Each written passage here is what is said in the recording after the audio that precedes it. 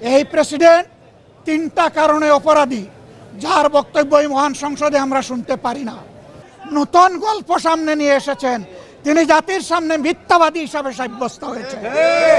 আমরা জনগণের পক্ষে কথা বলতে এখানে এসেছি, জনগণের অধিকারের জন্য লড়াই করতে এসেছি। এই সংসদ কারো একার নয়, এটা 18 কোটি মানুষের সংসদ। বহু প্রত্যাশার একটা নির্বাচন হয়েছে। নির্বাচনের ফলাফল নিয়ে আজকে আমরা কোনো কথা বলবো না, কিন্তু আমরা বুক ভরা আশা নিয়ে এই সংসদে এসেছি। যেই সংসদ জুলাই শহীদদের রক্তের উপর দাঁড়িয়ে আছে।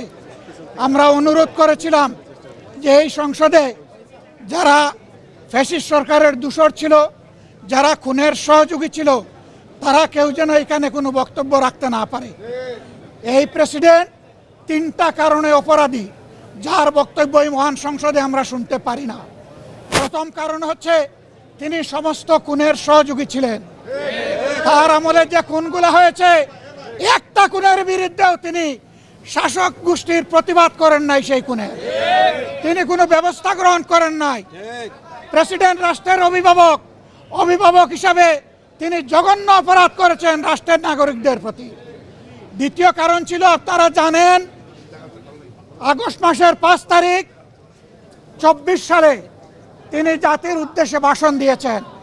সেই ভাষণে তিনি বলেছিলেন যে তৎকালীন ফ্যাসিস্ট প্রধানমন্ত্রী পদত্যাগ করেছেন এবং তিনি তা মঞ্জুর করেছেন। পরবর্তী পর্যায়ে আপনারা দেখেছেন, 2টা মিডিয়ার সাথে সাক্ষাৎকার দিতে গিয়ে তিনি তা অস্বীকার করেছেন। নতুন গল্প সামনে নিয়ে এসেছেন, তিনি জাতির সামনে মিথ্যাবাদী হিসাবে সাব্যস্ত হয়েছে। দেশের প্রেসিডেন্ট মিথ্যাবাদী সাব্যস্ত হওয়ার পরে প্রেসিডেন্ট হিসাবে তার আর কোনো নৈতিক অধিকার থাকে না। 3 নম্বর অপরাধ তিনি করেছেন, তিনি নিজের হাতে অর্ডিন্যান্স সাইন করেছেন। এই জুলাই অভ্যুত্থানের পরে ফেব্রুয়ারির 12 তারিখ নির্বাচন হবে। নির্বাচনের পরে যারা নির্বাচিত হবেন তারা 2টা ক্যাপাসিটিতে নির্বাচিত হবেন।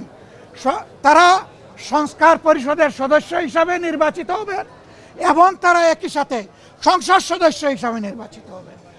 একই দিনে উভয় শপথ একই ব্যক্তি পড়াবেন।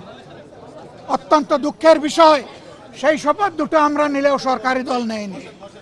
তার প্রথম দায়িত্ব ছিল গেজেট প্রকাশের 30 দিনের ভিতরে সংস্কার পরিষদের অধিবেশন ডাকা। তিনি সেই অধিবেশন ডাকেন নাই। গণভোটে হার পক্ষে ভোট দিয়েছে 70% মানুষ। তিনি 70% জনগণকে, দেশবাসীকে অপমান করেছেন। এখানেও তিনি অপরাধ করেছেন। এই 3 অপরাধের কারণে আমরা তার ভাষণ শুনতে চাইনি এবং আমরা সরকারি দলকেও অনুরোধ জানিয়েছিলাম, স্পিকার মহোদয়কে অনুরোধ জানিয়েছিলাম তাকে যেন ভাষণ দিতে দেওয়া না হয়।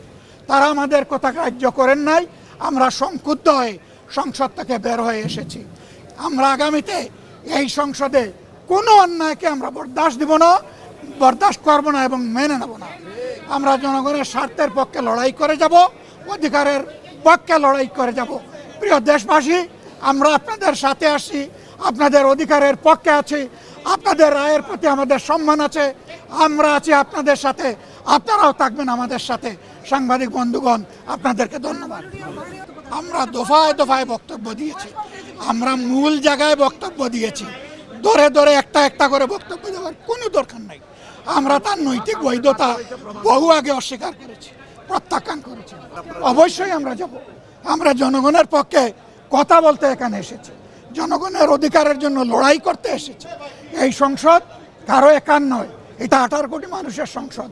আমরা তাদের প্রতিনিধি হিসাবে অবশ্যই আমরা সংসদ। আপনাদেরকে ধন্যবাদ।